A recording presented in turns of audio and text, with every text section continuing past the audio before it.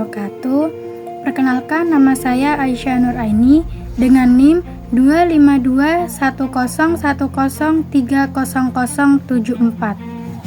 Di sini saya akan membacakan hadis tentang cara menerima ilmu, yang mana hadis ini diriwayatkan oleh Imam At-Tabrani dalam kitab Al-Mu'jam Al-Kabir dan dinilai memiliki derajat sahih li ghairihi oleh para ahli ilmu hadis. Bismillahirrahmanirrahim.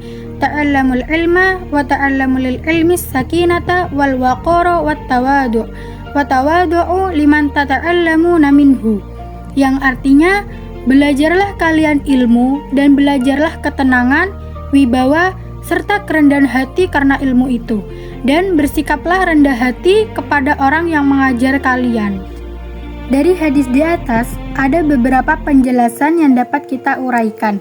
Yang pertama, ilmu yang bermanfaat tidak hanya sekedar dihafal, melainkan harus disertai dengan akhlak yang mulia.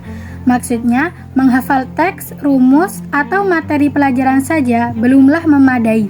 Ilmu baru benar-benar bermanfaat dan kekal manakala disertai dengan sikap dan perilaku yang baik. Jika seseorang hanya cerdas namun tidak memiliki akhlak, ilmunya dapat mudah terlupakan atau bahkan berpotensi mendatangkan kerugian bagi dirinya sendiri maupun orang lain. Yang kedua, ilmu yang tidak disertai ketenangan hati dan kerendahan hati akan melahirkan kesombongan. Artinya, seseorang yang merasa ilmunya paling sempurna, cenderung meremehkan orang lain, atau hatinya tidak tenang, lama-kelamaan akan terjerumus dalam sifat sombong. Padahal, ilmu yang dimiliki manusia senantiasa terbatas. Jadi, semakin tinggi kualitas ilmu seseorang, seharusnya semakin tumbuh kerendahan hatinya, bukan justru semakin angkuh.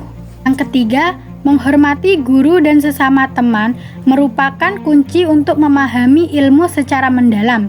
Artinya, sikap sopan santun dan penghargaan terhadap pengajar maupun rekan belajar akan membuka pintu hati agar lebih mudah menerima dan memahami pelajaran.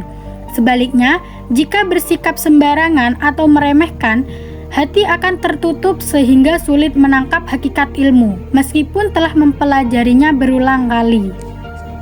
Yang keempat, yaitu pendidikan bertujuan membina jiwa, bukan sekedar mengisi pikiran. Artinya, tujuan utama dari proses belajar bukanlah semata-mata mengumpulkan banyak pengetahuan, melainkan membentuk kepribadian yang luhur. Seseorang yang benar-benar memiliki ilmu akan tampak jelas dalam tutur kata, sikap santun, dan tingkah lakunya sehari-hari, bukan hanya saat mengerjakan ujian atau berbicara di hadapan orang lain.